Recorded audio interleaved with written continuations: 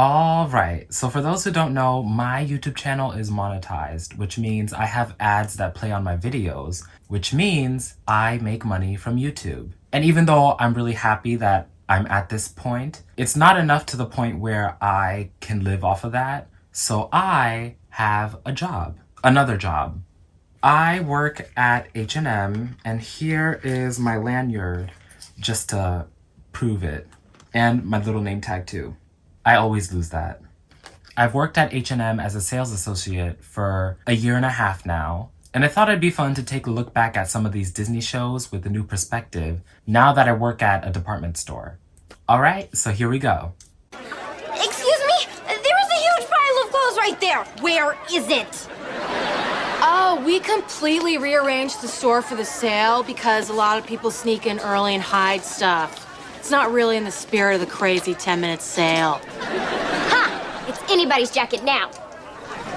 Alright, so in the crazy 10-minute sale, the fictional store Suburban Outfitters, which is a parody of Urban Outfitters, even though it doesn't look anything like Urban Outfitters. But anyways, the store is having a big, crazy sale where for 10 minutes and 10 minutes only, everything in the store is at an extremely discounted price. And they never say how much of a discount the store has for the 10-minute sale. However, I imagine it's pretty substantial, considering that people are literally crowding at the store minutes before, waiting for it to open, and then when it opens, they rush into the store, they tear apart everything, and it's just a whole mess.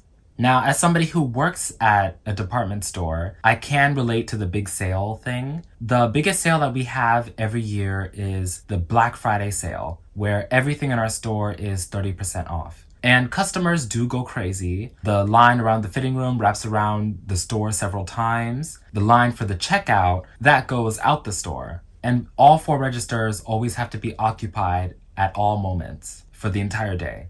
So yeah, the big sale at our store can be crazy, although this year it wasn't as crazy as last year. I will say that. But in terms of big sales, do I think that the crazy 10-minute sale was accurate in its depiction of how sales are at department stores, like as a worker? I would say yes. Like, customers do go crazy, but at H&M, we have structure. Like, we have lines. We have employees who are stationed at different parts of the store to make sure that nothing gets too out of control. So we don't have customers fighting over clothes, throwing piles of clothes on the floor as they did in the 10-minute sale. And it looked like there was only one worker, so I felt bad for her. And is it just me, or when Alex is spinning out of control and Harper is literally right there watching her best friend spin out of control in an unhumanly manner, how does Harper not connect the dots that, that's wizardry? Didn't Alex just expose it to the world in the very first episode and nobody said anything? Also, the tension between Gigi and Alex, the fact that they're so, obsessed with each other, maybe that could have been an enemies to lovers story if the show was made not in 2007. Anyways, on to the next example. Yes, no, I understand that I lost the receipt, but I never wore them, so why can't I take them back? But that's a stupid policy.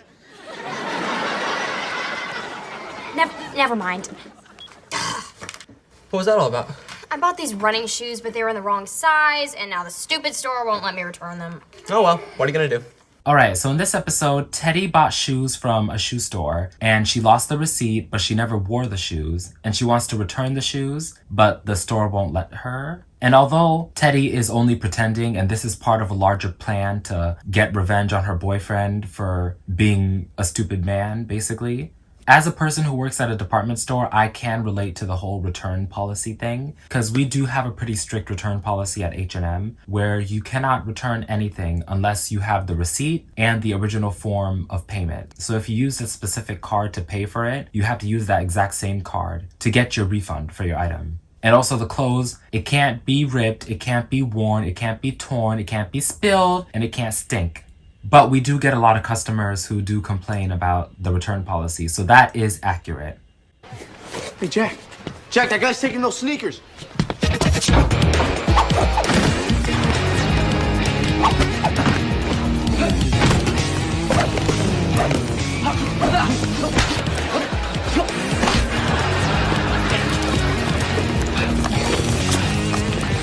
All right, let's go inside and ring you up.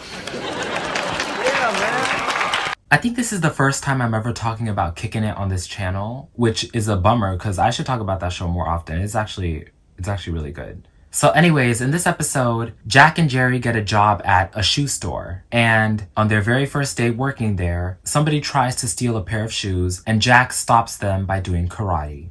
And then later on, there's a big heist where a group of people are trying to steal the new Kyrie Irving shoes, but Jack comes in and stops them. That's literally the whole premise of the show, Jack stopping criminals. He might as well be a crime fighter.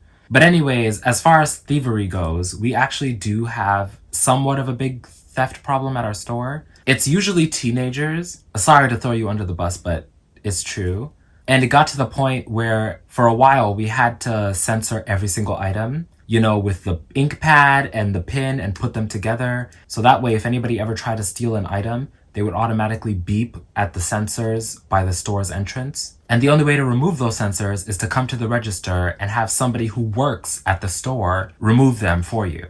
Also, we have to deactivate each price tag because the price tags also have sensors built into them. It's a lot, I know. But yeah, this episode was pretty accurate in its depiction of thievery because we do get a lot of thefts at our store. Also, this episode, like I mentioned, it had Kyrie Irving guest star. And Disney and Nickelodeon, when it comes to having athletes as guest stars, the athletes don't tend to have very good acting performances. In fact, when I went in to rewatch this episode, I was like, ooh, Kyrie Irving, he's not going to be a good actor. He's going to be terrible. And I was pleasantly surprised that he wasn't, because a lot of them are. But Kyrie Irving was pretty good. He wasn't excellent, but he was pretty good. I liked it. I don't know. I think my memory of athletes guest starring on Disney and Nickelodeon is kind of tainted. I think because there was one who was just really, really awful. And I thought all of them were like that because I don't follow sports at all. And I think it was Dwayne Wade on Austin and Ally. I'm pretty sure. The one that did it.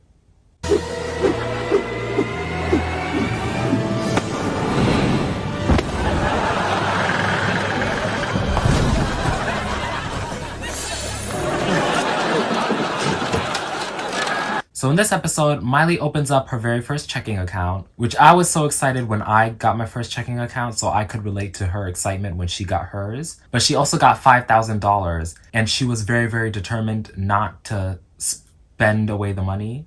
She was gonna hold on to it and not spend a single penny no matter what. And then later on, her and her friends, they go to the mall. Her friend, Oliver, is buying everything in sight, where Miley is like, nope, I'm not even gonna buy anything. And she's like, Lily, here, hold on to this. Don't let me touch that wallet. Don't let me even look at it. I'm not gonna spend a single dime. And then Miley sees makeup. She wants it. Lily says, no, you told me not to let you touch this, so I'm gonna hold on to this. You're not getting this. And then Miley sees a little girl who's a big Hannah fan, and the girl has a Hannah Montana wig. So Miley takes the wig, puts it on herself, and then tries to be Hannah Montana and ask for a celebrity discount. But then the mother of the child rips off the Hannah wig, and then the child steps on Miley's foot and then walks away. And in that moment, when Miley was putting on the Hannah wig and then taking it off, she was in public. Didn't people realize that that was Hannah Montana? Didn't she just give away the secret? Kind of like how Alex gave away the magic secret when she was spinning out of control in public. But again, nobody said anything. That's the thing with these shows with secrets. Anyways, Miley goes on full monster mode. The monster Miley, where she's a full-on diva and angry about everything, which is something that gets worse with each season. And in Hannah Montana Forever, it's at its absolute worst, where everybody in Miley's inner circle is literally afraid of Miley. But anyways, Miley goes monster mode. She tries to go after Lily for the wallet. Lily and Oliver play keep away with the wallet and throw it back and forth. And then they throw it up in the air. Miley catches it, but then she lands in the big makeup pit and gets a mess everywhere. So now, as somebody who works at a department store, I can relate to not that kind of a mess, but I can relate to big messes at our store. We have messes all the time. People come in, they spill drinks, they leave food, they leave iPads, which they don't come back for many, many days. I don't even think they realized their iPad was still gone because it's still there. We still have it. Yeah, people make messes at our store all the time. They let their kids run around the store creating chaos, dismembering mannequins. They throw piles of clothes on top of all of the shops. drop stuff on the floor. The fitting room's a mess. I can relate to messes at our store 100%, but we have like a cleaning staff, okay? We're not like a gross place. We have cleaning people who come in every single day, they do their job, and they keep the place really clean. And they're very, very nice people who work really, really hard. Anybody in the cleaning custodial industry, a lot of them are just people working hard, just trying to put a roof over their head, like most of us. So please show them more appreciation. But anyways, yeah, this episode was pretty realistic in its depiction of messes at department stores. Are you saying that I didn't get the job? Yeah, I'm sorry, Ray. Well, I thought you aced that interview, Ray. Yeah, I thought so too. I did everything perfectly. There's got to be some reason why you didn't get that job. The truth is, I don't hire black people. Alright, so last but not least, we have the iconic That's So Raven racism episode. True Colors is about Raven, Eddie, and Chelsea exposing racism at a department store called Sassy's. Now, Raven and Chelsea, they go to apply for jobs at this store. Raven does everything correctly. She sorts all the clothes perfectly. She helps out a client pick out the perfect outfit, and the client is so happy that she hugs Raven nonstop and she won't let her go because she's just so grateful. However, Chelsea is the exact opposite. She makes a terrible mess when she's folding her clothes. The customer that she was assigned to help get an outfit for is extremely dissatisfied with her outfit, as we were, because that was a terrible outfit, Chelsea. It was very obvious to everybody that Raven was extremely qualified for this job and would have been perfect, and Chelsea was extremely unqualified for this job and should not have gotten the job. But Chelsea did. And then we find out later that the reason Raven didn't get the job is because she is black. And then Raven, Eddie, and Chelsea, like I said, they go undercover trying to expose this woman, the racist manager. And they do it by having Raven go into a disguise, which has always been one of the most beloved things about the show, all of Raven's disguises, which, by the way, were so believable because one, like the makeup department was just out of this world, but two, Raven is just such an incredible actress that she can pull off any role. And I was just so surprised about how believable it was, because a lot of Disney and Nickelodeon costumes or things where characters try to be something that they're not, it's not really believable, but with Raven it always was. But anyways, as a person who works at a department store, when it comes to racism, I have experienced a bit of it, but not from any of my managers or any employees that I work with. It's mostly exclusively from customers. Not all of them, just a few who are just like you can sense their vibe where when you're at the register checking out and they're next and they're like, no, I don't want you to check me out. I don't want you to touch my clothes. I'd rather go to that white woman over there, have her check out my clothes instead. Not you.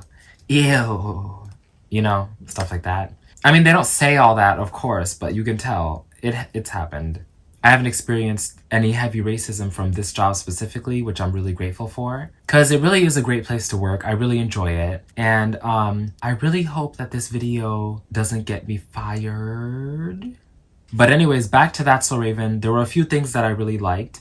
For example, the B plot followed Corey, who was trying to write a paper for Black History Month. And he falls asleep and he has a dream. And in the dream, his mother and father are dressed up as historical African-American figures, Bessie Coleman and Frederick Douglass. And then they expose Corey to dozens of more historical African-American figures. And I thought that was a really nice touch. Yeah, it was a sweet episode. And I had fun watching it and also relating this episode and the other episodes that I talked about today to my real-life work experience at H&M. Anyways, that's it for today. Thank you so much for watching, and I really hope you enjoyed this video and that you got a little insight into more of my life.